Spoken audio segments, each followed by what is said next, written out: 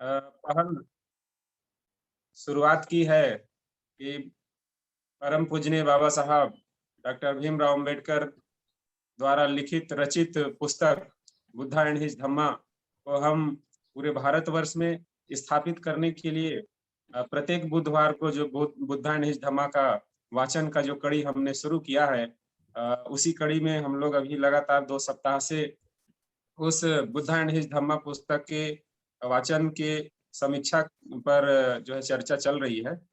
तो उसी कड़ी में आज पुनः आप सभी का स्वागत अभिनंदन करते हुए मैं सबसे पहले महामानव तथागत गौतम बुद्ध को नमन करते हुए तथा इस बहुजन समाज में जन्मे समय समय पर संतों गुरुओं महापुरुषों को नमन करते हुए राष्ट्रीय बौद्ध महासभा के संस्थापक अध्यक्ष माननीय धर्म प्रकाश भारती बौद्ध साहब, हमारे कार्यवाहक अध्यक्ष माननीय बादल सिंह बौद्ध साहब और इस राष्ट्रीय बौद्ध महासभा को वैचारिक क्रांति के माध्यम से, कैडर के माध्यम से जागृति लाने वाले आदरणीय आचार्य किशोर बौद्ध साहब तथा राष्ट्रीय बौद्ध महासभा के पूरे राष्ट्रीय कार्यकारिणी के सदस्य, सभी प्रदेश के प्रदेश संयोजक, मंडल, जिला तथा पूरे देश भर से जुड़े हुए राष्ट्रीय बौद्ध महासभा के कारवां को आगे बढ़ाने के लिए सभी जुड़े हुए साथियों को हृदय से स्वागत अभिनंदन करते हुए मैं आज के कार्यक्रम की अध्यक्षता करेंगे।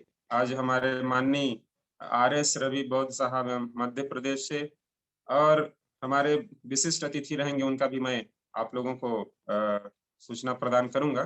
तो आज के कार्यक्रम की औपचारिक शुरुआत हेतु हम अनुमति चाहेंगे माननीय आर.एस. बौद्ध साहब आज के कार्यक्रम की अध्यक्षता कर रहे। आप हमें अनुग्रहित करें ताकि हम कार्यक्रम को सुचारू रूप से आगे बढ़ा सकें। आदरणीय आर.एस. बौद्ध साहब, आप हमें अनुमति प्रदान करें।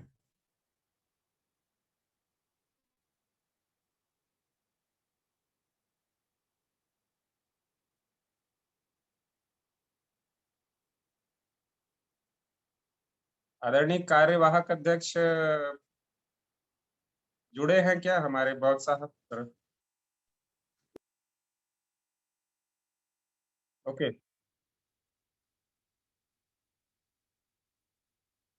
आवाज नहीं आ रही है। माइक अनम्यूट कर लीजिए रवि साहब।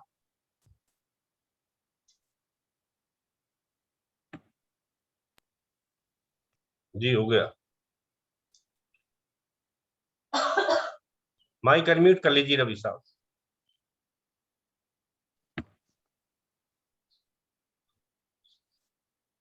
बार बार हो जाता है, दोबारा करिए।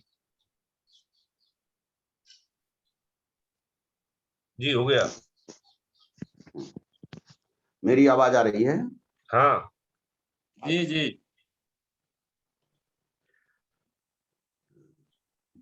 करुणा शीतल हृदय पैया पज्जोत वियत मोहतमं शरणामरण लोक गुरु मंदे सुक्तं गति विमुक्तं इति पिसो भगवारहं समसमुद्धो विद्या चरण संपन्नो सुगतो लोक विदु अनुत्रो पुलिस धम्म सारथी सत्था देव मनुष्य नाम बुद्ध भगवती बुद्धं जीवन पर्यंत शरणं गच्छामि धम्मं जीवन पर्यंत शरणं गच्छामि संघं जीवन पर्यंत शरणं गच्छामि।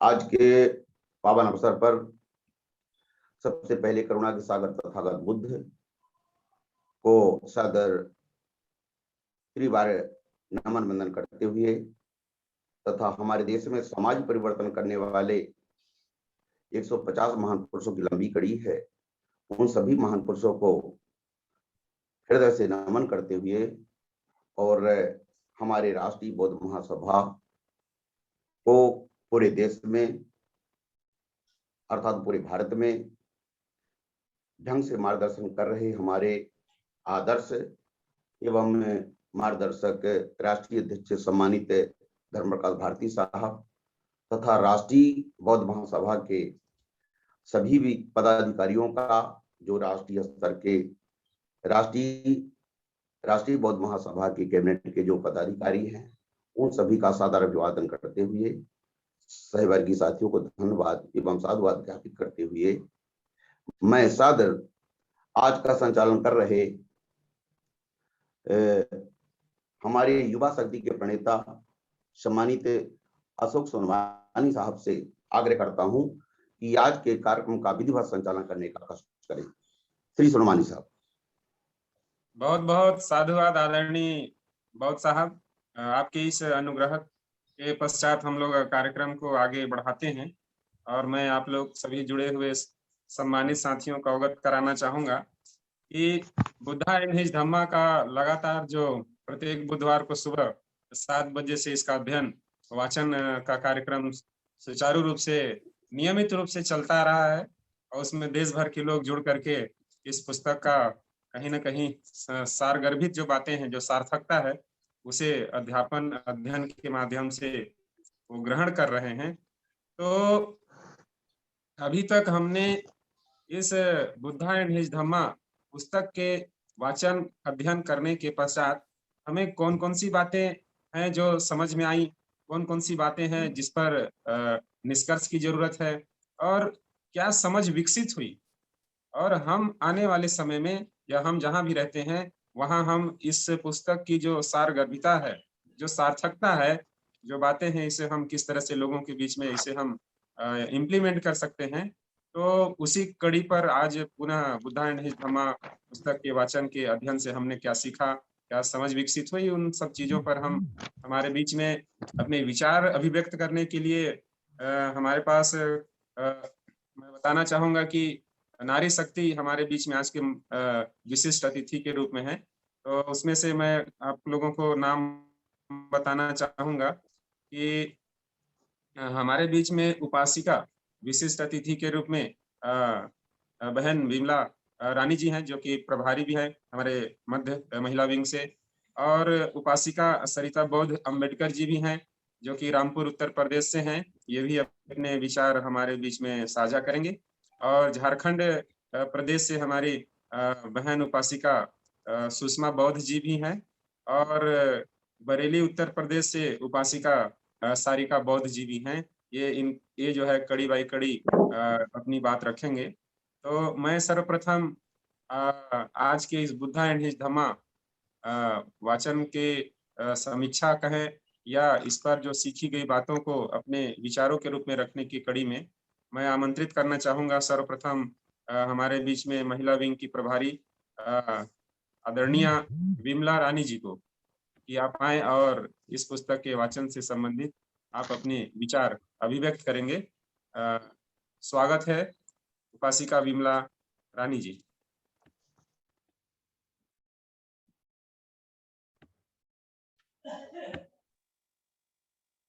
संचालक जी आगे बढ़ाइए, उपस्थित रहिए। अच्छा, तो चलिए, तो मैं आगे बढ़ता हूं और रामपुर उत्तर प्रदेश की धरती से हमारे बीच में जुड़ी हुई है नारी शक्ति उपासिका सरिता अम्बेडकर जी। मैं आपको आमंत्रित करना चाहूंगा कि आप आए और आज के विषय पर अपनी बात रखेंगे। सभी को जय भीम नमो बुद्धाय। जय भीम नमो बुद्धाय। स्वागत है मैम आपका। सर्वप्रथम तथागत गौतम बुद्ध, आधुनिक भारत के निर्माता, नारी के मुक्तिदाता doctor B are Ambedkar ji के चरणों में श्रद्धा के सुमन अर्पित करते हुए यहाँ पर उपस्थित सभी धम्म उपासक व उपासिकाओं को क्रांतिकारी जय भीम नमो बुद्धाय। जैसे कि आज का विषय दिया गया है कि बुद्ध भगवान बुद्ध और उनका धम्म जो पुस्तक है उसके वाचन से क्या हम सीखते हैं और किस तरीके से, मतलब कि क्या क्या विशेषताएं उसकी बताई गई हैं। तो मेरा मानना यही है कि जो बाबा साहब द्वारा जो रचित पुस्तक है भगवान बुद्ध और उनका धम्म, जब doctor B are Ambedkar ji ने उन्हें रचित किया है तो वो अपने आप में स्वयं ही एक विशेष पुस्तक बन जाती है। और उस पुस्तक में हमारे आराध्य भगवान बुद्ध का जीवन परिचय, उनके जीवन में किस किस तरह की घटनाएं घटित हुई, उसके ऊपर संपूर्ण प्रकाश डालती है। गौतम बुद्ध के जन्म से लेकर उनके महापरिनिर्वाण तक की घटनाएं उसमें समावेशित हैं। जैसे कि सदा के लिए उनका जन्म और सदा के लिए महाविनिष्क्रमण, किस प्रकार उन्होंने नए प्रकाश की खोज की, किस प्रकार से बुद्ध के पूर्ववर्ती समकालीन लोग रहे और किसने उनका विरोध किया। जब उन्होंने अपना जो धम्म वो करा, खोज की उसकी, और उन्होंने उसका प्रचार प्रसार किया, उसके बाद भी जो है उनका किस किस लोगों ने उनका विरोध किया और कितने लोगों ने उनके धम्म को स्वीकार किया, उसके बारे में बताया गया। नए ज्ञान की प्राप्ति, उनके नए मार्गदर्शन।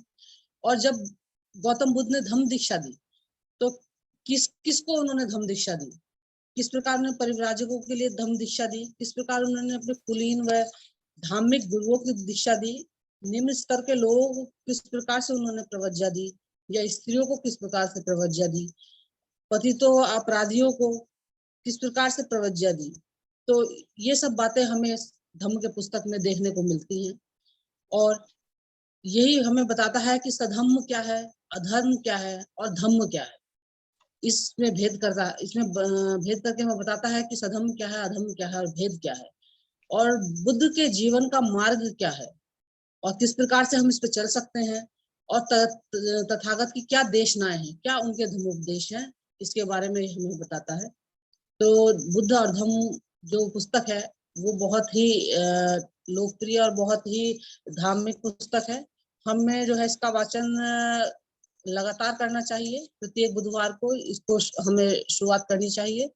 और मेरा मानना यही है कि जैसे कि प्रत्येक धर्म की अपनी अपनी पुस्तक है, पवित्र ग्रंथ है, इस प्रकार से जो भगवान बुद्ध और उनका धम्म है, ये हम बौद्धों के लिए एक हमारी धार्मिक पुस्तक है।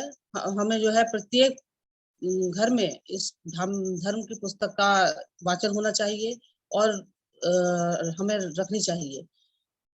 बस इसी के साथ में अपनी वाणी को विराम देती हूँ। जय भीम, नमो बुद्धाय। बहुत बहुत साधुवाद उपासिका सरिता Ambedkar ji.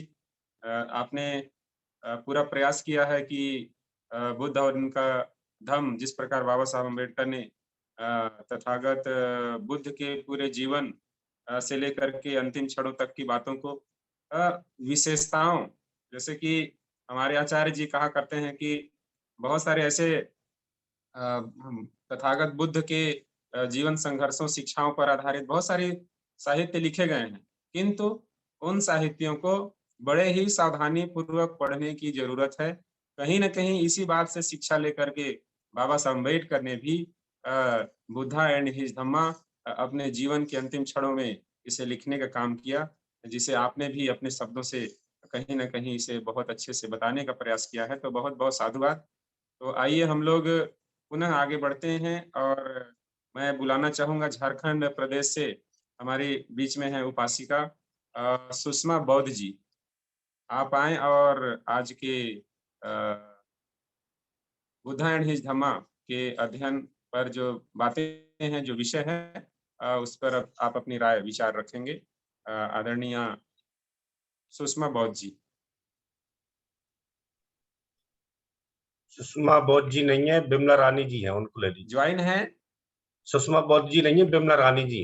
Okay okay okay. हम चलिए, तो मैं आज के हमारे पुनः जुड़ चुकी हैं हमारे विशिष्ट अतिथि के रूप में, जो हमारी नारी शक्ति में से उपासिका बिमला रानी बौद्ध जी हमारे महिला विंग की प्रभारी हैं। आप आए और आज के विषय पर अपने विचार रखेंगे।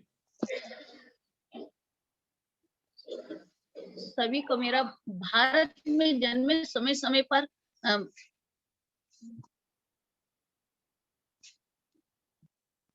भारत में जन्मे समय समय पर अपने महापुरुषों को मैं बारंबार नम्र करती हूँ, जिन्होंने अपना पूरा का पूरा जीवन हमारे विशेषकर महिलाओं के हक आजादी उत्थान के लिए बलिदान किया है। मैं उन्हें बार बार नम्र करती हूँ। फिर जिन्होंने ये RVM के संस्थापक जी, मान्यवर प्राचार्य जी धर्म प्रकाश भारती जी का मैं एहसान बंधु दिल से, हृदय से, कि उनका एहसान मैं कभी नहीं भूलूंगी, जिनके कारण से मैं इतने पवित्र संघ में जुड़ी हुई हूँ। और एक तरह से जिसे कहते हैं स्वर्ग, मैं नरक से निकल के स्वर्ग में आ गई हूँ। पता नहीं मैं स्वर्ग में आ गई, तो उनके बहुत एहसान बंधु। और मैं जो हमारे रामनगर के प्राचार्य गुरुजी बोलती हूँ मैं इन्हें, जगन्नाथ पेंटर जी, इनकी भी एहसान बंधु, उन्होंने मुझे वहां ले जाके जोड़ा। तो मैं सभी को, और जितने बेबी मीनार हमारे जूम से जुड़े हुए हैं, उन सबको भी मेरा बारंबार नमन है, हृदय से। बुद्धं शरणं गच्छामि, धम्मं शरणं गच्छामि, संघं शरणं गच्छामि। आज का जो हमारा विषय है उसको मैंने 5 भागों में बांटा है। भगवान बुद्ध और उनका धम्म। अध्ययन पर सामान्य चर्चा, क्या समझ में आया, क्या समझ में नहीं आया, समझ से कौन सी सोच विकसित हुई, ये मैंने 5 उसमें बांटा गया। तो अब मेरा जो मुख्य बिंदु आता है वो आता है धम्म। देखिए, जीवन की पवित्रता बनाए रखने का ही जो मार्ग है वो धम्म है, जो पंचशील अष्ट मार्ग पर चलने के लिए जो है ये धम्म है, बुद्ध और उसका धम्म है। ऐसे फिर जीवन में पूर्णता प्राप्त करने का ही निर्णय धम्म है। जैसे शरीर, शरीर, वाणी, चरित्र एकदम पवित्र और नियमबद्ध होना चाहिए। तीसरा आता है इसमें हमारा निर्माण प्राप्त करना ही धम्म है। निर्माण मतलब अष्ट मार्ग पर चलना, और बुद्ध कोई भौतिक वस्तु, देखिए इसमें थोड़ा सा मैं कंफ्यूज हो रही थी। निर्माण प्राप्त करना ही धम्म है। निर्माण यानी कि चरित्र, बड़ी से बड़ी चीजें भी हमें लालची बना देती हैं या हमारे शरीर को बेकार कर देती हैं। तो इसलिए हमें चरित्र का निर्माण अष्टमार्ग व पंचशील को धारण करके ही हमें शरीर का निर्माण करना चाहिए। फिर तृष्णा यानी कि इच्छा का त्याग करना ही धम्म है। जो हमें जो भी बेकार की चीजें हैं, जैसे हमें स्वास्थ्य से बढ़कर और कोई चीज हमारे लिए नहीं है। सबसे लाभकारी के हमारा स्वास्थ्य है। स्वास्थ्य यानी कि हमारा शरीर ठीक होगा तो तभी हम धम्म का काम कर सकते हैं और आगे चल सकते हैं। और संतोष से बढ़कर कोई मूल्यवान चीज धनवान नहीं है। जो हमें संतोष करना चाहिए, जैसे बड़ी सी बड़ी चीजों को भी हमें लालच नहीं करना चाहिए और उनको हमें त्यागना चाहिए, क्योंकि उस त्याग से बढ़कर कोई चीज भी हमारे लिए धनवान नहीं है। मेरी सुनाई जा रही है? हेलो हेलो, आ रही है, आवाज आ रही है। अच्छा अच्छा। फिर इसी तरह से सभी संस्कार अनित्य हैं, यह मानना धम्म है। जो भी हमारे जितने भी ये हिंदू धर्म के संस्कार हैं, जैसे संयुक्त वस्तु अनित्य है, यानी व्यक्तिगत रूप से प्राणी अनित्य है, यानी कि जो भी हमारी व्यक्तिगत इच्छाएं हैं उनको हमें त्यागना ही चाहिए। और जो हमारे ये धर्म के प्रति संस्कार हैं हमारे, हमें उन्हें ही पालन करना चाहिए और उन्हें ही अपने जीवन में उतारना चाहिए। देखिए, धर्म कोई नैतिक व्यवस्था का साधन मानना धम्म है। कर्म को ही नैतिक व्यवस्था का साधन मानना धम्म है। अनुशासन में हमें अपने अनुशासन के अनुसार जो हमारे अपने सिद्धांत हैं हमें उनका पालन करना चाहिए। अपने सिद्धांतों के अनुसार ही जिस धर्म में हम जुड़े हैं, यानी कि बौद्ध धर्म में अनुशासन का बहुत बड़ा महत्व है। अनुशासन का पालन करते और अनुशासन में रहते हुए हमें धर्म का प्रचार करना चाहिए और धर्म को आगे बढ़ाना चाहिए। धर्म में रहना, अनुशासन में रहना मनुष्य, हमारे धर्म के संघ के व्यक्तियों को अति आवश्यक है। अनुशासन से हटके हमें कोई कार्य नहीं करना चाहिए। जिस तरह से हमें हमारे प्राचार्य जी या हमारे बॉस हमें उपदेश देते हैं या जिस तरह का भी हमें पालन बताते, नियम बताते हैं, हमें उनके अनुसार ही चलना चाहिए, उनसे हटकर हमें कतई नहीं चलना चाहिए। तभी हम धर्म के सिद्धांतों में खरे उतरेंगे। फिर देखो, विश्व में, पूरे विश्व में नैतिक व्यवस्था को बनाए रखने वाला कोई ईश्वर नहीं है। वह है तो पूरे विश्व में एक बौद्ध धर्म भी है, जो नैतिक व्यवस्था को सही रूप से और सही पालन से, और इसीलिए तो विदेशों में भी बौद्ध धर्म का अपना रहे हैं और बौद्ध धर्म में आ रहे हैं या बौद्ध विचार पे चल रहे हैं, तथागत बुद्ध जी के विचारों पे चल रहे हैं। क्यों? क्योंकि इसमें नैतिक व्यवस्था का पालन है तथा अनुशासन का पालन। तभी तो हम विदेशों में जाते हैं तो वहाँ कानून बहुत सख्त है और कानून की पूरी उस पे चलते हैं। लेकिन तो हमें भी अपने संघ में रहकर, हमें भी सारे संघ के साथियों को विशेष हमें अपने नियमों का अनुपालन करना चाहिए, जैसा हमारे बॉस का आदेश हो उसके अनुसार। देखिए, हिंदुओं में अनैतिक आधार पर है सारा। जो हिंदू धर्म है वो अनैतिक आधार पर, उसका कोई नियम नहीं है, कोई कर्म कांड नहीं है। तभी तो लोग हिंदू से ही मुस्लिम बनने हैं, हिंदुओं से ही सिख बनने हैं, हिंदुओं से ही ईसाई बने हैं और हिंदुओं से ही हम तो है ही थे बौद्ध। चलो, हमारा तो कुछ वो नहीं है, लेकिन हिंदू धर्म बहुत बेकार का धर्म है। मेरा कहने का मतलब उसमें कोई अनुशासन नहीं है, और हमारे बौद्ध धर्म में जो है अनुशासन और नैतिक कार्य होते हैं। फिर उसके बाद में देखिए, रही अध्ययन का,